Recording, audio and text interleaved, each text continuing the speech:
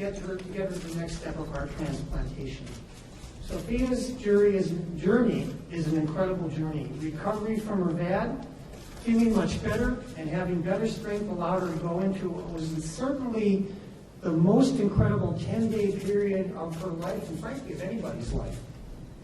On August 18th, it was her birthday. It was highlighted by several birthday parties. Of course, the visit from Drake 2 days later, and the heart transplant that Dr. Backer performed, and he will talk about, occurred about 1 week after that. Her recovery has been amazing. She was discharged last Wednesday to the Ronald McDonald House, just a little over 2 weeks after her transplant. As you can see, she looks great, she feels great, she will have no restrictions and will be able to do things that she hasn't been able to do in quite a while. She'll stay at the Ronald McDonald House probably for about 5 or 6 weeks, hoping that around Halloween she'll be able to go home.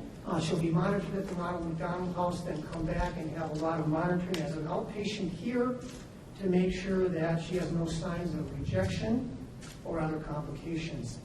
Finally, let me just say that it's really important to point out that Sophia's incredible journey takes a multidisciplinary village to pull off.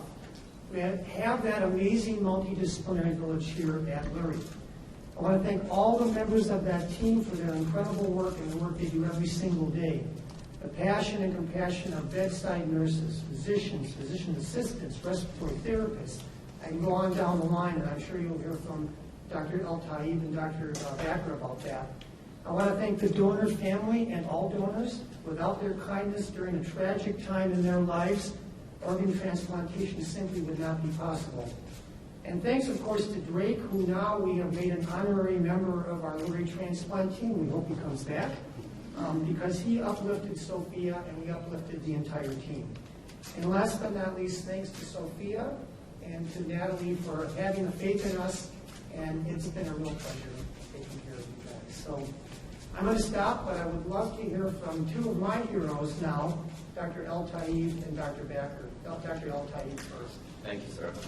Thank you guys for being here today, this morning, to celebrate this beautiful, smart lady, which has been through a lot, but we can see the outcome right now. So as Dr. Berger indicated, that it takes a village actually, from the heart transplant team to the surgeons, the cardiologists, the ICU, and mainly the nurses. We don't forget the nurse practitioners and the physician assistant. So when she came into our hospital from another hospital that her heart was failing, and we try most of the time these transplant candidates to keep them on the medical treatment before we do any basic treatment for her. But her heart deteriorated quickly, and we had a big meetings about what the next step to be done. So when the supply and demand not in equality, that's your heart fail, and then you have to have some kind of support. So for her, she's one of the smallest kids that we put what we call a hot wire, which is a left ventricular assisting device, this is kind of like a prototype and a demo. And actually the strange things after she got the transplant, she insisted that she wanted to see her heart with the device. And I don't know how she handled it. She took it in her hand and actually enjoyed it. So this device, usually you assist the left ventricle by placing it in the apex of the left ventricle. And here there's a little demo just to show you where it usually sits. And if you look at the left ventricle here, this device usually sits like that at the apex. So that means it draws the blood, and actually this cannula from here goes to the aorta right away. So you bypass also the left ventricle, which is failing, and there was also a leak in her mitral valve. So this actually goes from here to there, and the only thing comes out of the body is just a power cord, which gives you how the flow and monitor all this device. And she actually had this for a month, and as Dr. Berger said, I really want to thank Drake for coming in, because actually he improved her psychologically really well, and after that she was really ready for the transplant, and that's why she improved really quickly. But I don't know if I'm going to be a HIPAA violation or not, but I'm going to show you the pictures. This is what her x-ray when she had the device in her heart, and that's how she managed to do the keep it out because of that. And this is her heart after the transplant, which is free of everything here. So I'm really, and me and her, we have pinky swear that she's going to invite me when she go for the runway, God willing. Thank you. Now I turn to Dr. Backer, who's my boss, and he trained me, and I'm really proud to be with him. Well, thanks everyone for coming, as Osama said, and congratulations to Sophia and Natalie. Just want to be, Sophie's been, my word for her is spunky, which seems to have caught on a little bit, and Natalie and the family has been a great family. They've been through a lot. This has been a long journey for them, and thank you for sticking with it. I just want to say a few words about her transplant. We got the phone call, I believe, on a Sunday afternoon, and that's when we had the famous little video when you found out that you got your heart. And then the next morning, early in the morning, we started the transplant. A lot of people ask me why it took 9 hours to do the transplant.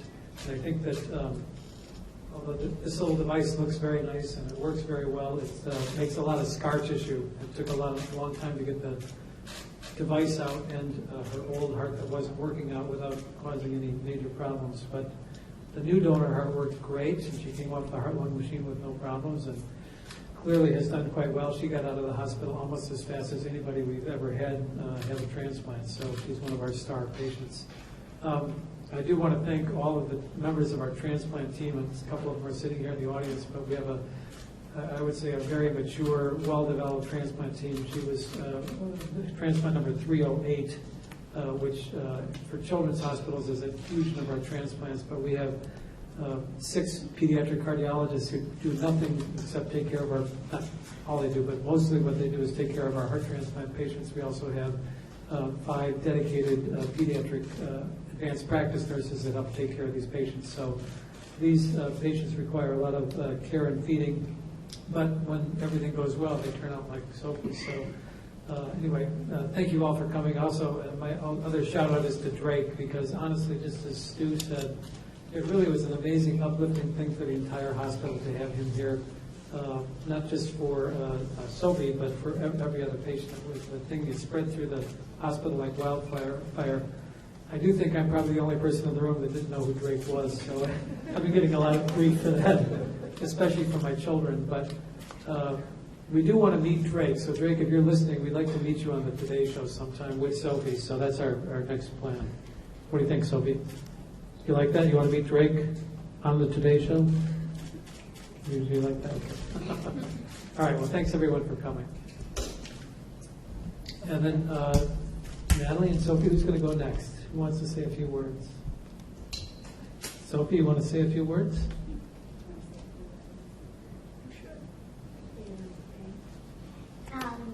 Thank you guys for all the support. I can't really go through this without you and helping me and my mom and our family with the GoFundMe page and just sending all these cards to help me get through this, because it helped a lot, and like all the fundraisers, and just want to say thank you. And me and my mom were trying to think of a way to get the message out, and this is the way to say thank you to everybody who was calling us and telling us to stay strong and all that, and we're going to get through this, and which we did. It helped a lot, so thank you.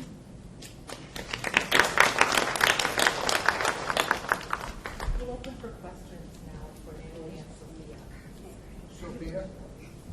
Sophia, could you tell us what it's like to have a new heart? It feels good, better than my other heart, because I couldn't lay flat at all or like sleep at night, and it was like a tough 6 weeks in a month.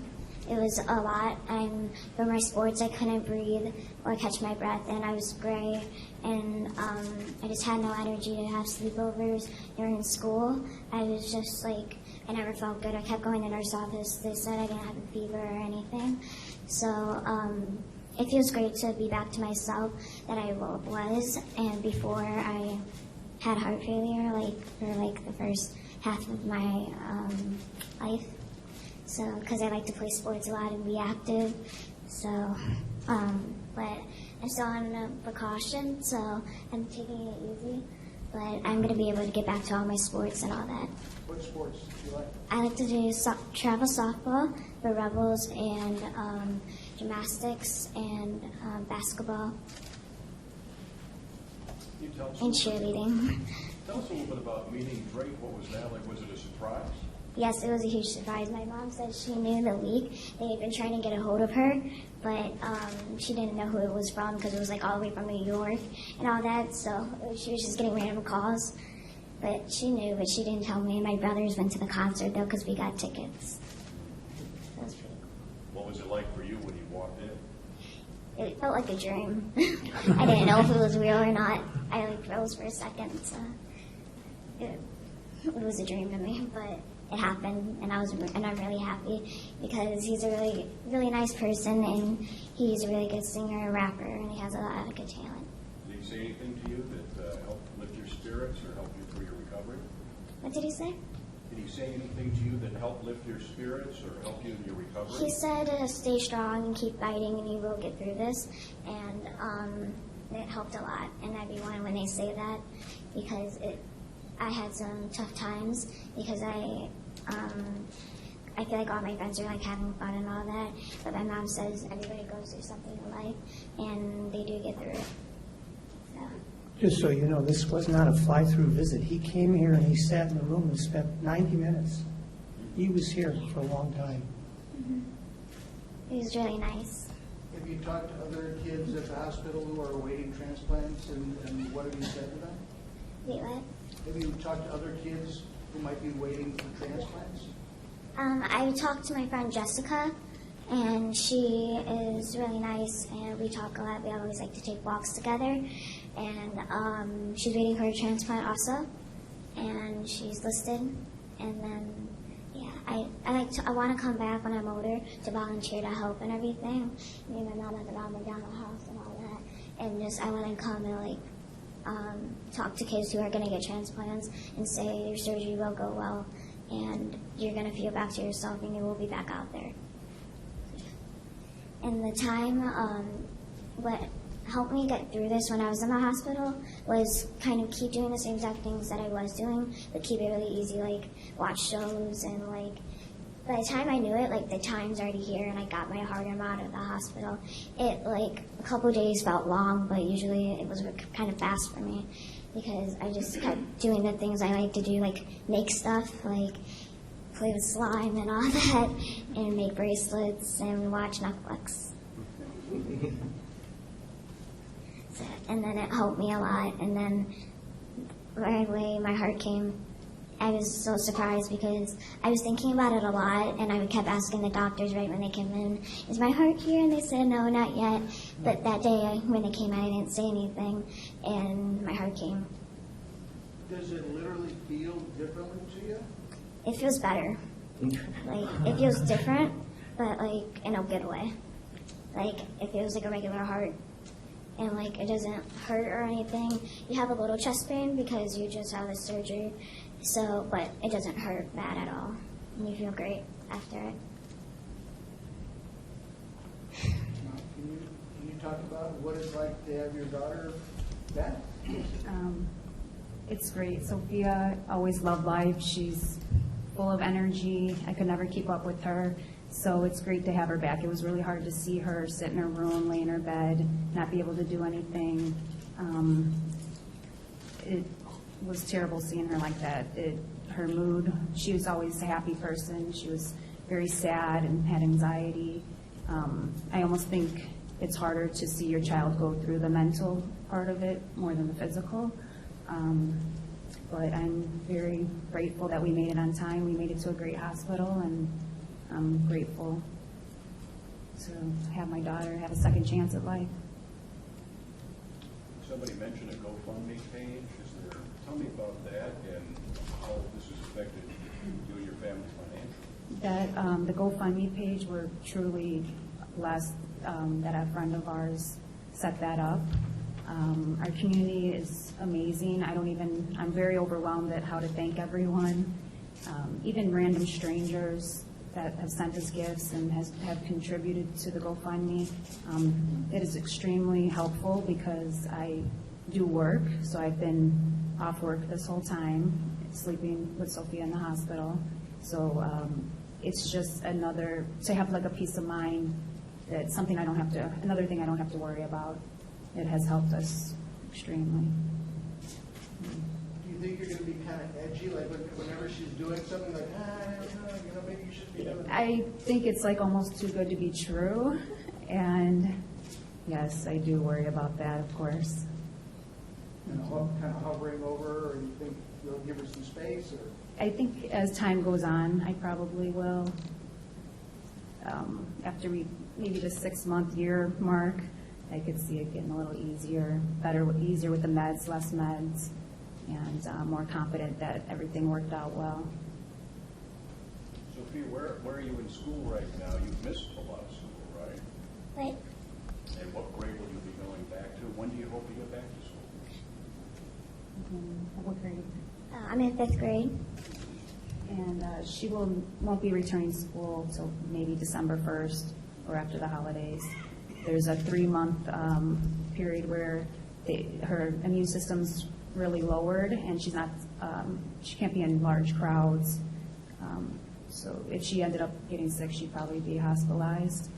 So she's been wearing a mask out in public, and we've been trying to stay away from large crowds. One thing I was just going to mention was that one of the questions that we've actually gotten a lot was whether Drake coming here influenced her getting her heart sooner, and the answer to that is that it was totally coincidental. Having Drake come to visit doesn't change anything with where she was on the list.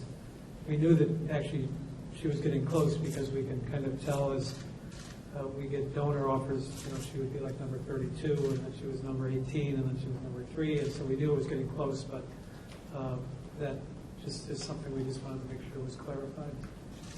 Yeah.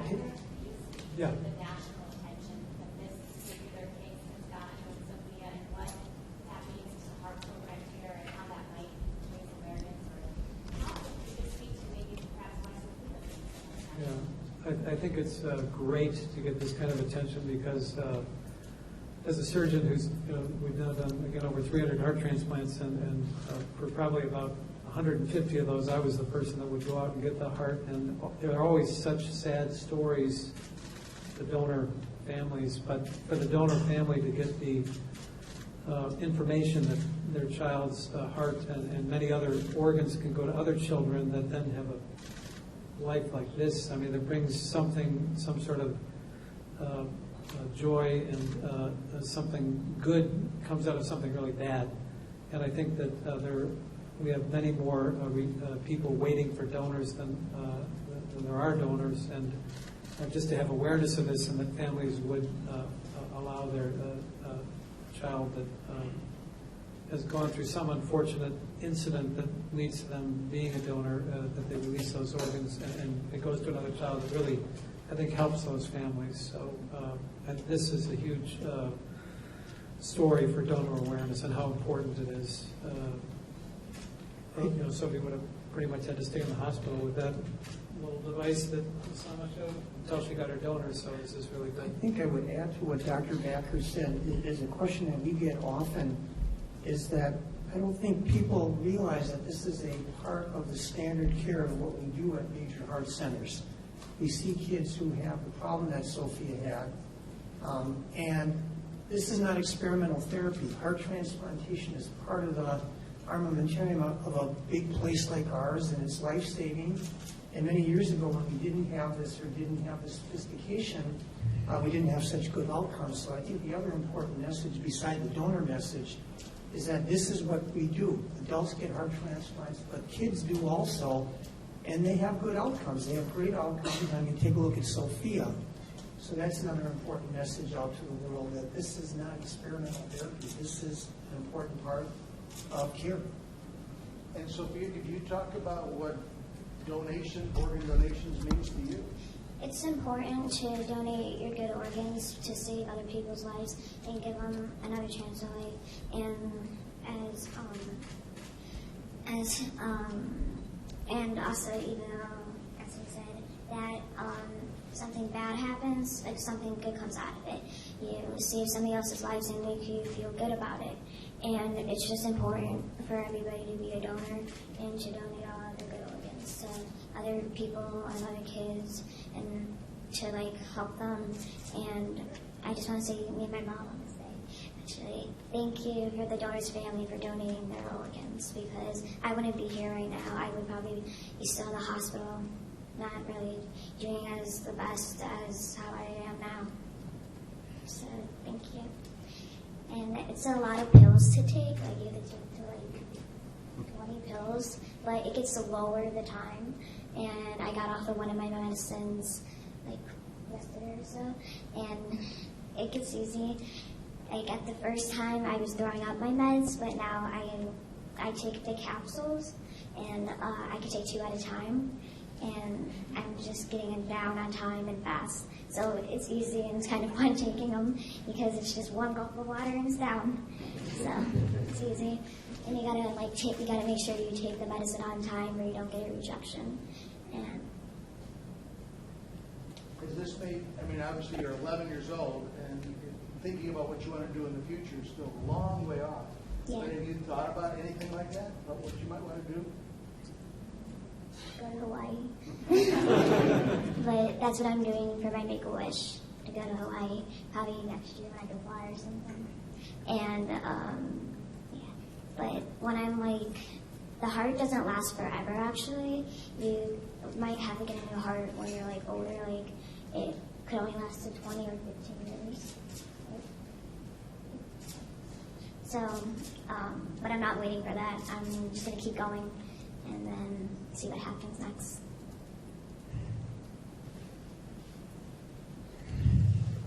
Sophia, if you're home for Halloween, do you know what you'll dress up as? Not really, but probably something scary.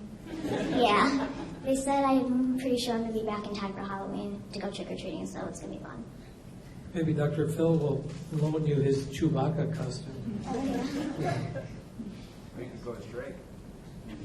There we go. Any other suggestions out there? Come up with some.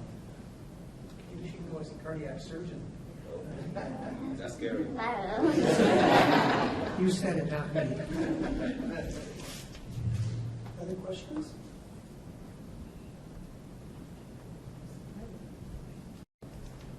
I think we're good. Thank you all very much. Thank you very much for being here.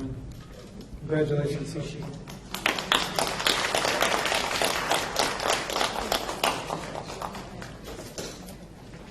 But if we need some one-on-ones, people are available, so.